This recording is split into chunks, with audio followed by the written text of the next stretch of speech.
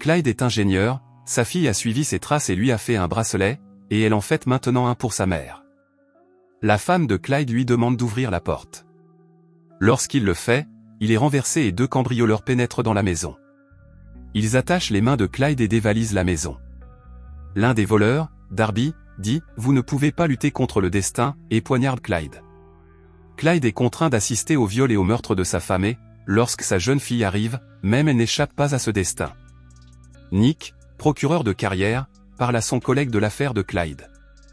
L'affaire a dégénéré la nuit dernière parce qu'un juge a décidé que l'ADN prélevé sur la scène du crime était irrecevable. Il a décidé de régler l'affaire à l'amiable plutôt que d'aller jusqu'au procès. Nick rencontre Clyde, qui lui remet des notes qu'il pense être utiles à l'affaire. Nick met les notes de côté et dit que Darby a accepté de témoigner contre Rupert, qui ira dans le couloir de la mort grâce à son témoignage.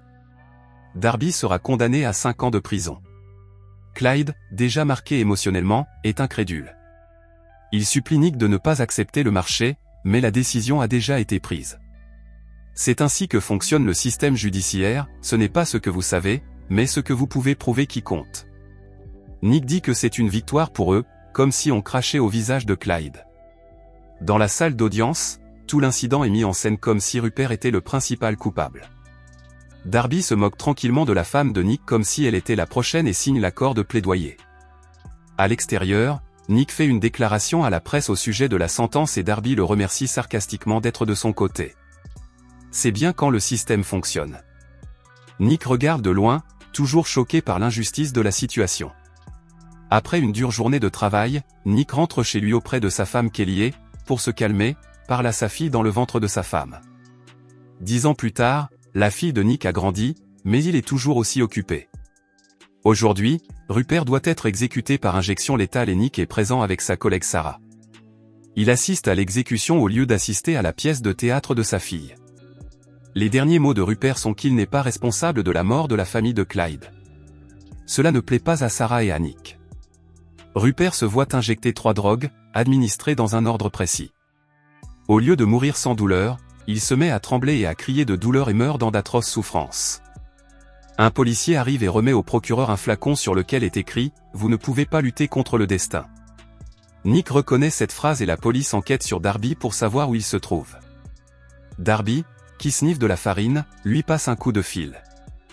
La voix est étouffée et dit tout ce qu'il y a à savoir sur lui. Darby devient paranoïaque.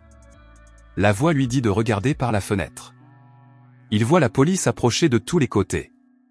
Darby se précipite dehors et tire quelques coups de feu sur les voitures de police. Il reçoit un autre appel de la voix étouffée qui lui dit que s'il veut sortir de prison, il doit perdre son arme et se diriger vers l'usine désaffectée.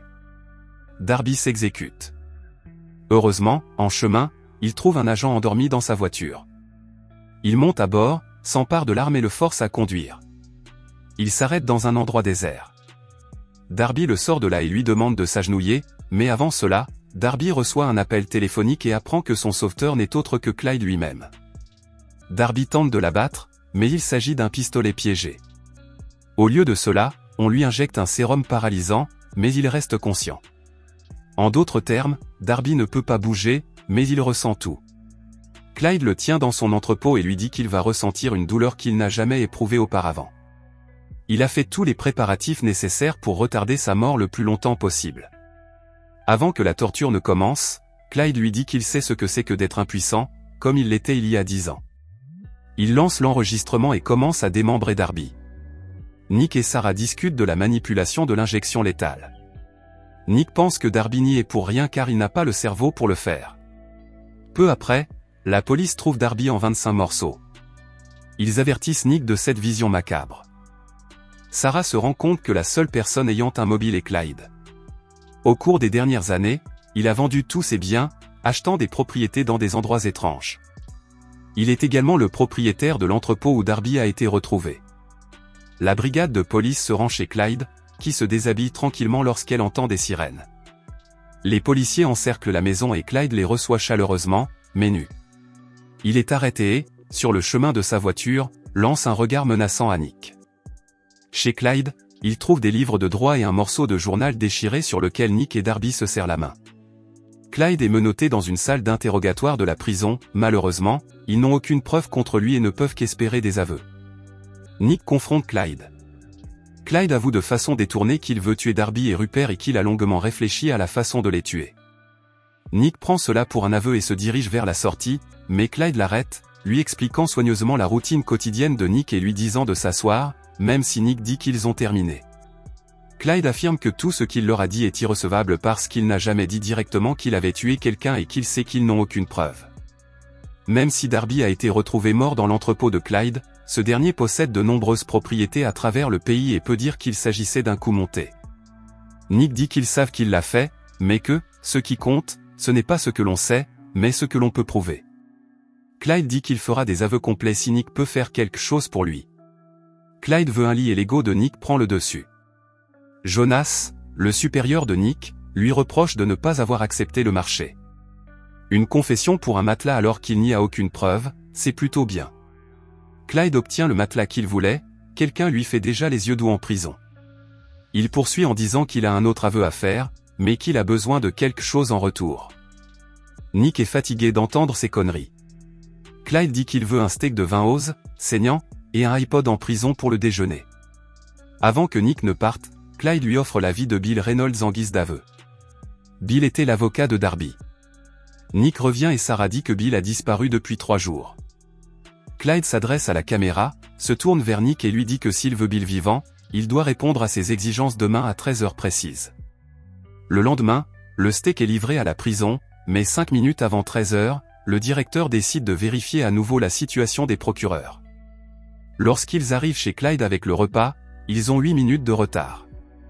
Cependant, le directeur garde son sang-froid et leur dit où se trouve Bill.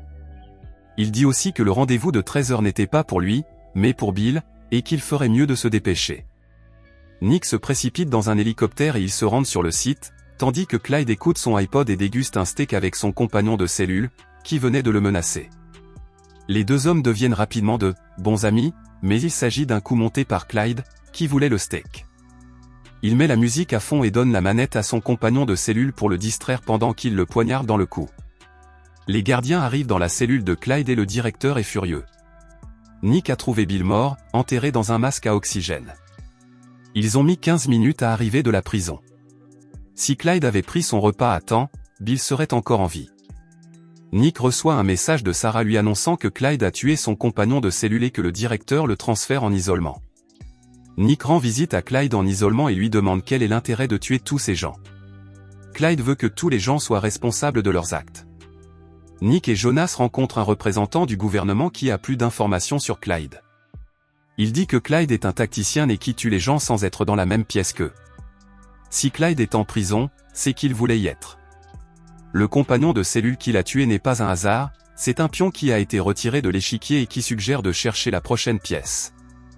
L'officier dit à Nick que le seul moyen d'arrêter Clyde est d'entrer dans sa cellule et de lui tirer une balle dans la tête, car sinon il ne pourra pas l'arrêter, puisqu'il vise toutes les personnes impliquées dans l'affaire de sa famille. En partant, il dit « Si Clyde veut ta mort, tu es mort ». Nick rend visite à Clyde dans une salle d'interrogatoire de la prison. Il lui pose des questions sur son complice et sur le but de cette vengeance. Clyde se met en colère parce que Nick n'a pas encore compris de quoi il s'agit. S'il voulait se venger, il aurait massacré sa famille depuis 10 ans. Clyde donne à Nick une dernière chance, le libérer avant 6h du matin où ils mourront tous. Clyde est escorté par quelques gardiens dans l'isolement maximal. Sarah commence à douter de la justesse de sa décision d'accepter l'accord avec Darby. Nick lui assure que oui. L'équipe du procureur reste jusqu'à 6h du matin, puis Nick renvoie tout le monde chez soi pour se reposer. Lorsque Sarah démarre sa voiture, les bombes attachées aux voitures explosent, tuant tout le monde, y compris Sarah.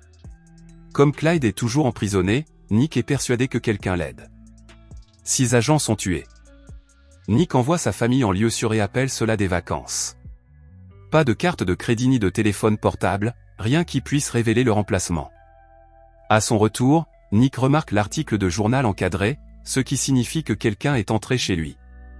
Nick reçoit un email du contact de Sarah. Il s'agit d'une propriété achetée par Clyde.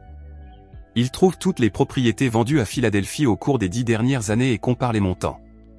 Nick découvre que Clyde possède un petit garage non loin de la prison. Le détective et lui se rencontrent pour inspecter le garage. Ils découvrent un trou dans le sol. Il s'agit d'un tunnel creusé par Clyde qui passe directement sous la prison. Clyde est entré dans toutes les cellules. C'est pourquoi il a tué son compagnon de cellule, c'était son plan depuis le début. Le détective vérifie la cellule de Clyde, mais il n'y est pas. Déguisé en gardien, Clyde réussit à passer la sécurité et à entrer dans l'hôtel de ville par le biais d'un contrôle de lumière. Le détective et Nick découvrent que Clyde a des caméras partout, y compris chez Nick, et une citation de von Clausewitz sur le « centre de gravité », en l'occurrence l'hôtel de ville. Clyde pose une bombe au napalm pour tuer le maire, qui tient bientôt une réunion de sécurité. Nick et le détective arrivent peu après. Par précaution, ils doivent procéder discrètement pour que Clyde ne se rende pas compte qu'ils sont à sa recherche. Ils remarquent le chariot de Clyde au 5e étage, juste en dessous de la salle de conférence. Ils trouvent une valise, qu'ils soupçonnent d'être la bombe. Le technicien en bombe ouvre la valise et explique que la bombe est activée par un téléphone portable et qu'elle peut exploser à tout moment. Des agents qui gardent l'entrepôt de Clyde s'en aperçoivent et préviennent Nick. Clyde se rend à son équipement dans le tunnel et assiste au début de la réunion. Il prend son téléphone portable et monte dans sa cellule. Dans sa cellule, Clyde est surpris par Nick. Il est armé et demande à Clyde de faire ce qu'il faut, en lui donnant un moyen de sortir. Clyde lui demande s'il est là pour conclure un dernier marché. Nick dit qu'il a enfin compris ce que Clyde essayait de lui dire depuis le début, « Je ne fais pas de marché avec les meurtriers ». Clyde dit qu'il est désolé et appelle le numéro. Nick part et dit qu'il a pensé à 25 secondes pour le reste de sa vie alors que l'inspecteur ferme la porte de son tunnel. Nick met la valise avec la bombe sous le lit de Clyde. Il regarde une dernière fois le bracelet de sa fille avant que son portable ne prenne feu et n'explose.